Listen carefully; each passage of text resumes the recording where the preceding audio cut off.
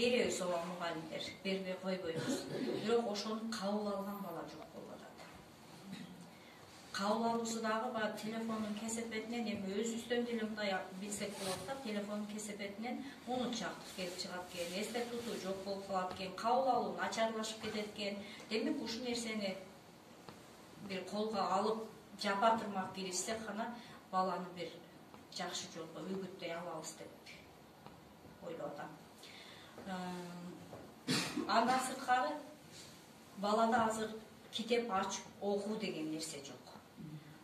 Керек болсо ушул жогорку класска ата-энелер бизде дайыма мектепте ачык эшиктер күнү болот да. Күн сайын келип сабакка катышам, каалаган мугалимдин сабагына келип катышсаңар дагы боло берет. Бул эми силер мугалимге анализ бере албайсыңар, албетте. Бирок ошол мугалим менен баланын ортосундагы байланыш кандай, мугалимдин сабак өтүү чеберчилиги кандай, окуучу канчалык деңгээлде ошол нерсени кабыл алат. Ушул нерсеге көбүрөөк келип ата-эне кызыкса, балдардын балким сабактарга болгон кызыгуусу да артмак деп ойлойм да. Үйдө чын эле баланы китеп окуп атпайбы? Айрым бир ата-эне бар, эми жалпы айтсам кечирим сурайм. Бар эми үй бүлөдө деле мектеп киришип, баланы китеп окуп атасың, сабак карап атасыңбы дегендер деле бар. Анан көпчүлүк учурда биз балага маани деле бербей калабыз да, сен китеп окуп атасыңбы, окуй атасыңбы, же кирип кетип телефон эле чукуп отурасыңбы, ушул нерселерге деле жакшы маани бербей калабыз. Мен эми жогорку класстарга сабак берген үчүн, жогорку класста өтөм да, мен өтпөй калды деген сабагым жок да, өтөмүн. Баланы эртеси күнү сурасаң, эч нерсе жок, жөн эле отура берет. Айласы жок, турчу окудуңбу китеп? Бүгүн канча саат? Эми бизде 6 саат болуп калдыбы күнүгө?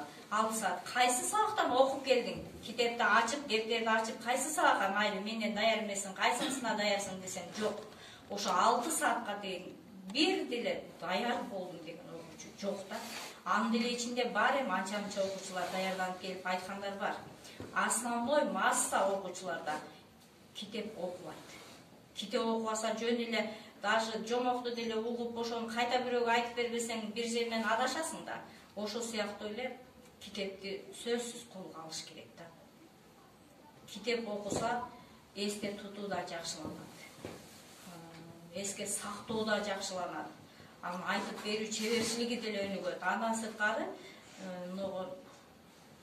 предмет менен кошо адабий китептерди колго ала турган болсо, анда адабий тилде сүйлөө мүмкүнчүлүгү да жогорулайт да. Азыр балдар менен мындай өзүңөрчө отуруп маектешип көрсөңөр деле, бир адабий тилде жарытып сүйлөгөн деле бала жок болуш керек деп ойлойм. Ушу силерден сурап кетет элек, ата-энелер балдарга жакындан жардам берип, мугалимдер менен тыгыз байланышта болуп, мурда мугалим чындап эле ата-эненин үйүн кыдырып барып турчу эле, азыр сейрек болуп кетти ал делечи. Барсаң айрым учурларда мындай кабыл алууда туура эмес болот ата-эне тарабынан, анан эмне келди деген сөз так болуп кетет. Көбүнчө эле могу телефон аркылуу байланыш болуп калды да.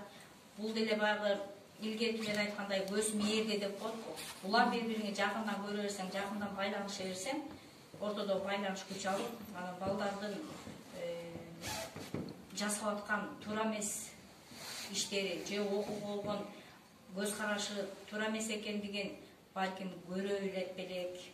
Ошон үчүн ата-энелер өтө тыгыз байланышта болуп, мугалимдерге жакындан жардам берсең